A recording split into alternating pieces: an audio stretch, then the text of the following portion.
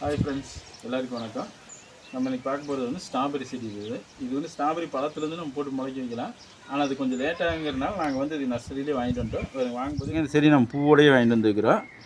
அப்புறம் இன்னொன்று என்னென்னா, இந்த செடி நம்ம ஒரு தடவை இந்த செடி வாங்கிட்டோம்னா போதும். இந்த செடியிலேருந்து பாருங்கள், இப்படி சைடில் கொடி மாதிரி வந்து எக்ஸ்ட்ரா தலையும் வேரோடு தான் இருக்கும்.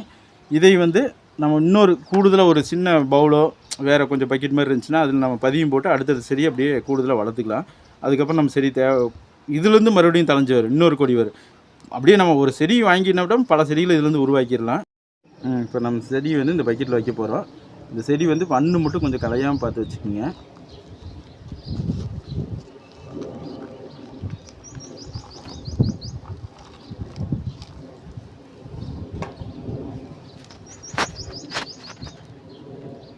அப்புறம் இன்னொன்று என்னென்னா, இந்த செடி நம்ம வைக்கும்போது இந்த செடியோட பூ வந்து ரொம்ப மண்ணில் படாத அளவுக்கு கொஞ்சம் அந்த பகுதி வந்து மேலாகிற மாதிரி வச்சுக்கோங்க. ரொம்ப கீழே பட்டுச்சு நமக்கு பழம் வரும்போது வந்து அந்த பழம் வந்து அழுகி போயிடும். மண் வந்து கொஞ்சம் இந்த பூ பக்கமாக வராத அளவுக்கு பண்ணம் போட்டு நம்ம வச்சுக்கலாம். பாருங்கள், இதுலேருந்து வந்து எக்ஸ்ட்ரா கொடியில் வந்து கொஞ்சம் வேர் வந்திருக்குது. இது நம்ம இது பக்கத்துலேயே வச்சு இதில் நம்ம பதியம் போட்டு வைக்கிறோம். இது கொஞ்சம் நல்லா வளர்ந்ததுக்கப்புறம் இதுலேருந்து அடுத்தடுத்து வர்றதில் நம்ம வந்து செடியில் உருவாக்கிக்கலாம். இன்னும் இப்போ பாருங்கள், நம்ம இதை எடுத்து இந்த கொடி எடுத்து இந்த இதில் சின்ன பக்கெட் டப்பா மாதிரி இருக்கிறதுல பதியம் போட்டுக்கிறோம். இந்த செடி வந்து நல்லா வளர்ந்து வர்ற வரைக்கும் இந்த கொடியை நம்ம வந்து கட் பண்ணிடக்கூடாது. அந்த நல்லா வளர்ச்சி அடைஞ்சதுக்கப்புறம் அதுக்கப்புறம் நம்ம கட் பண்ணிக்கலாம். அதுலேருந்து அடுத்தடுத்த கொடிகள் வரும். அப்படியே அடுத்தடுத்து பதியம் போட்டு வச்சுக்கலாம் நம்ம.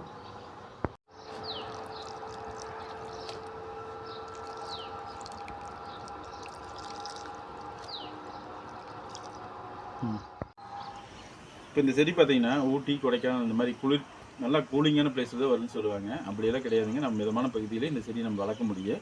என்னென்னா, நேரடியான வெப்பத்தாக்குதல் இல்லாமல் இந்த செடி கொஞ்சம் ஈரப்பதமாக இருக்கிற மாதிரி பார்த்துட்டோம்னா இந்த செடி நல்ல முறையில் நம்ம வளர்த்துற முடியும்.